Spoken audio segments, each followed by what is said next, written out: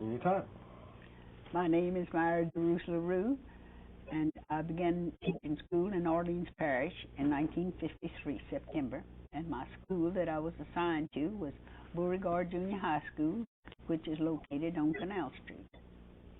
I was a physical education teacher. My second year there, I was given a home run, and I held my roll call either in the cafeteria or on a stage in the basement. Sometime after Christmas, I got a new student. It turned out that his name was Lee Harvey Oswald. I never called him Lee Harvey Oswald because he asked me not to call him Lee. And I asked him what he'd like to be called, and he said Harvey. So I've known him as Harvey Oswald. My contact with him was just in a homeroom roll call because I only taught girls physical education. But sometime, how it happened, I don't know, he and I became friends. And each afternoon, as I did my coaching after school, he would always seem to be in the yard, sitting around. Or many times Ed Vogel would come over, and Ed lived only a couple of blocks from the school. And he would come over, and that is about the only person that I really saw Harvey socializing with in the time that I knew him. On one occasion, when we were practicing basketball in the schoolyard, Ed Vogel runs out the yard and says, Mr. Roos, come inside quick. So Dorothy Duvick, the other PE teacher, and I went into the basement, and there on the floor was Harvey with an upright piano that had fallen. And he was about his legs, from about the waist down, was under the piano. So Dorothy Duvick and I, with the help of Ed, pulled the piano up. And I asked him if he was hurt. He said he asked Harvey if he was hurt. He said, well, he didn't think so. So I said, well, maybe we should call your mother. And he says, no, Miss DeRusse, she's at work. Well, you know, this happened at school, and you can't be too careful. So I called our principal, Mr. McMurdo, and asked him what I should do. And he said, well, Myra, take him down to Monteleopre, because that's where we always take the kids when they get hurt or they get sick.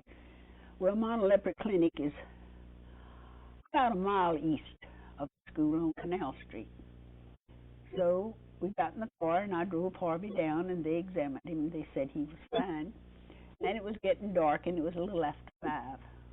So I didn't want him going home by himself, so I asked him where he lived. He said he lived on Exchange Alley, down near the river. So I drove him down, and it was really a kind of disgusting place. And I was awfully glad I didn't live there. And he lived upstairs over a barroom. And that was the only time that I ever took him home. Then later in the year, I was outside in the backyard, and we were practicing softball. And I looked up, and here's a fight going on the schoolyard. Now, our schoolyard, the back is solid concrete. So I stopped the practice, and I go over to see about the fight, and there's Harvey down on the bottom with about 3 boys just kicking him and beating him. Well, I didn't really have to do much to them because I had the reputation of being a disciplinarian and kind of rough anyway. So I really don't even remember who the boys were that were doing the fighting.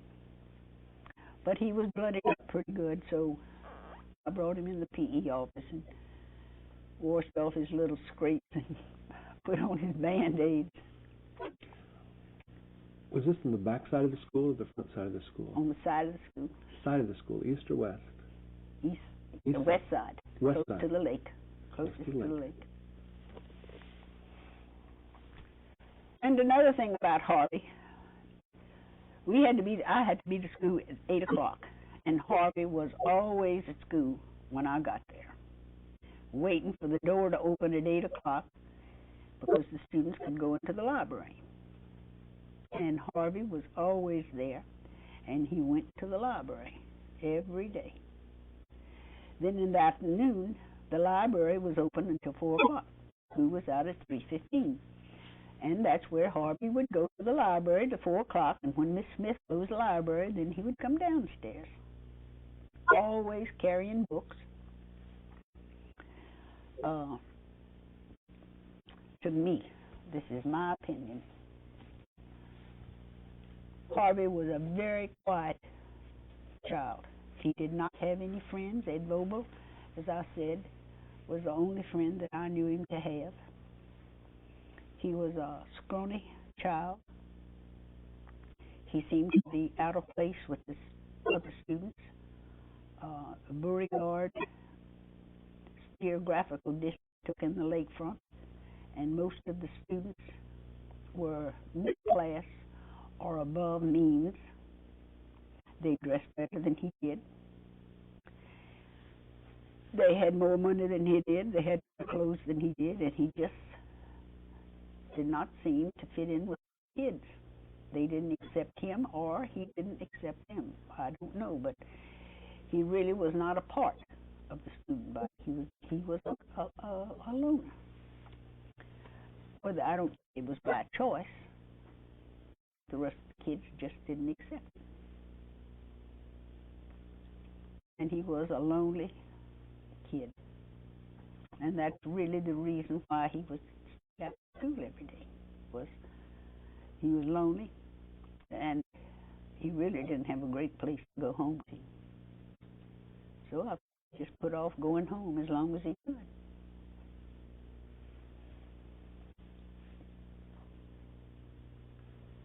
How did he do academically?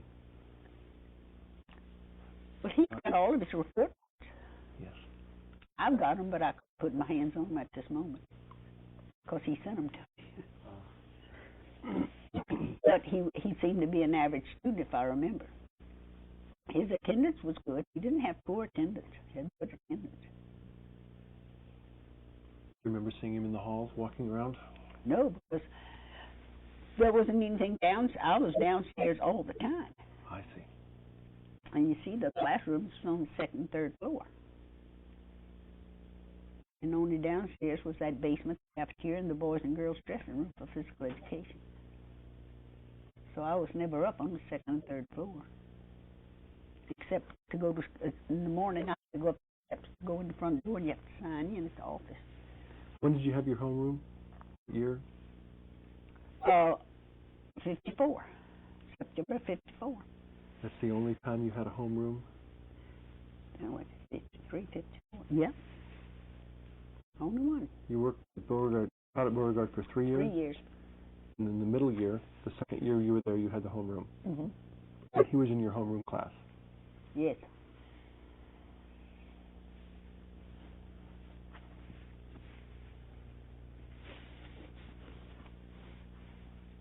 So you never did get to meet his mother? The only discussion of any relative was when that day the piano fell. And I said, we need to go in the office and call your mother. And he said, she's at work. So she never showed up for a parent-teachers meeting or anything? No.